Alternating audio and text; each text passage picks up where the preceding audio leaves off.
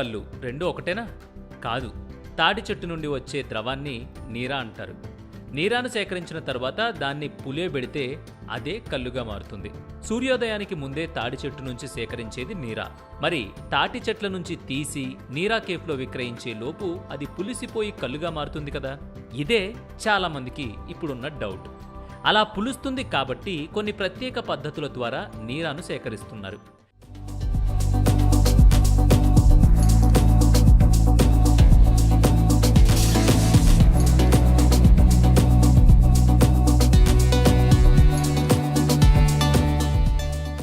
సాధారణంగా తాటి చెట్టుకు కుండ కట్టి నీరా తీస్తారు.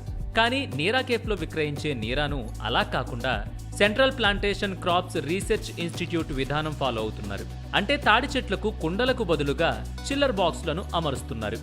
ఈ బాక్సుల్లో ఐస్తో పాటు ఫుడ్ గ్రేడెన్ కవర్ ఉంటుంది. దానివల్ల ఈగలు లేదా ఇతర క్రిమికీటకాలు పడకుండా నీరాను సేకరిస్తున్నారు. దాంతో నీరా సేకరించినప్పటి నుంచి విక్రయించే వరకు 0 నుంచి 4 డిగ్రీల ఉష్ణోగ్రత దాటకుండా ఉంటుంది. ఇలా చేయడం వల్ల నీరా 3 రోజుల వరకు పులిసిపోకుండా నిల్వ ఉంటుంది. నీరా పులిసిన తర్వాత కల్లుగా మారినప్పుడు అందులో ఆల్కహాల్ కంటెంట్ 4% ఉంటుంది. అది తాగి వాహనం నడిపితే డ్రంక్ అండ్ డ్రైవ్తో దొరికిపోతారు. కానీ నీరాలో ఆల్కహాల్ కంటెంట్ ఉండదు కాబట్టి డ్రంక్ అండ్ డ్రైవ్ ఇబ్బందులు ఉండవు. నీరా జస్ట్ కూల్ డ్రింక్ తాగినట్టే ఉంటుంది. నీరాలో potassium, phosphorus, zinc, iron, manganese, copper, phytonutrients, polyphenols, anti ఆక్సిడెంట్లు ఇలా అనేక పోషకాలు ఉంటాయి. కాబట్టి నీరా ఆరోగ్యానికి చాలా మంచిది. ఇది రోగ నిరోధక శక్తిని పెంచుతుంది.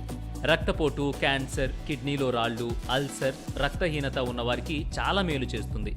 గర్భిణీలు, చిన్నపిల్లలు కూడా నీరా తాగొచ్చు.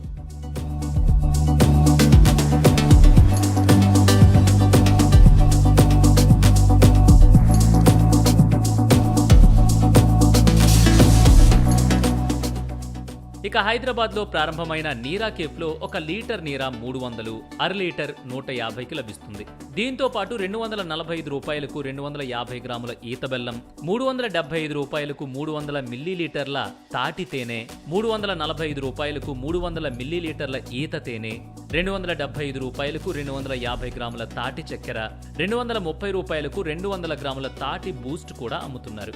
సో నీరా కేఫ్లో లభ్యమయ్యేవన్నీ సహజమైన నాన్ ఆల్కహాలిక్ ఉత్పత్తులు. కాబట్టి ఎలాంటి అనుమానాలు లేకుండా వెళ్లి హైదరాబాద్ ట్యాంక్ బండ్ దగ్గర ఉన్న నీరా కేఫ్లో నీరాని ఎంజాయ్ చేయండి.